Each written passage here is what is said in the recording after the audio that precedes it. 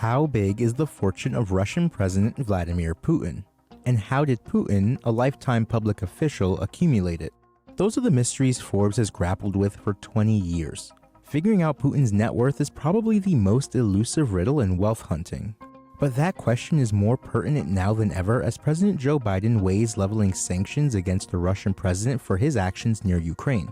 Admittedly, we don't know the size of Putin's fortune, but over the years, leaning on sources and expertise, we've developed some theories. In 2002, we ran a cover story by Forbes Russia founding editor Paul Klebnikov, profiling a rising Russian oligarch named Mikhail Khodorkovsky. At the time, his company Yukos accounted for 17% of Russia's oil production and was believed to have significant influence in the Kremlin. He was worth $3.7 billion and was Russia's richest person. By October 2003, he was in jail, convicted of fraud and tax evasion, which he denied. There was little doubt that Putin was behind his arrest, the freezing of his fortune, and the eventual breakup of his company. Khodorkovsky's fate was a powerful lesson to other Russian oligarchs.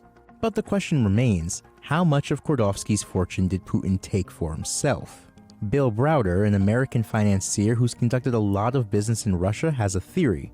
Putin forced the oligarchs to give him 50% of their wealth, or he threatened to take all of it and throw them in jail.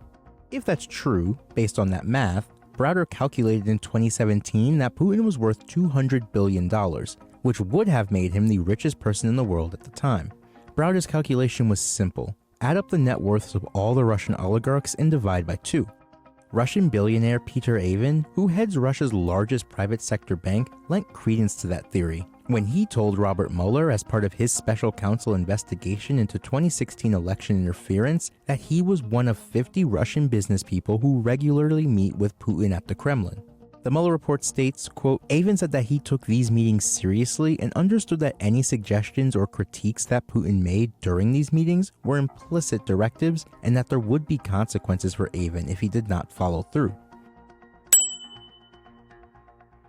This theory is that Putin's fortune comes from helping his close circle of friends and family become rich by awarding them government contracts or ownership in businesses. In return, the theory goes, he gets kickbacks of cash or stakes in the companies. In some ways, it sounds like a mafia structure, whereby soldiers, in this case billionaires, are in perpetual debt to a boss, in this case Putin. They do the dirty work, he takes a cut.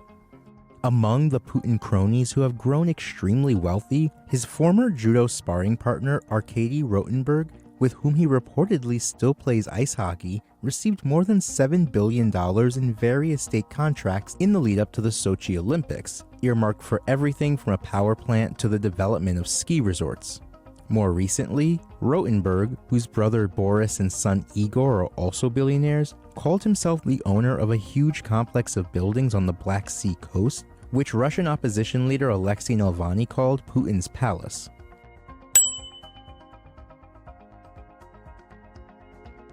In short, given the lack of evidence otherwise, it's possible Putin has little money of his own and simply likes people to think he does because it suggests power. Putin's official financial disclosure, released annually by the Kremlin, lists his 2020 income at about $140,000.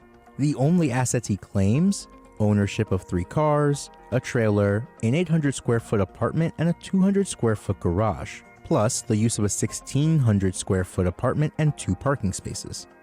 No mention of his sizable collection of high-end wristwatches or Putin's palace, which he denies he owns, let alone the massive portfolio of palaces, yachts, and aircrafts he uses as Russia's unquestioned leader.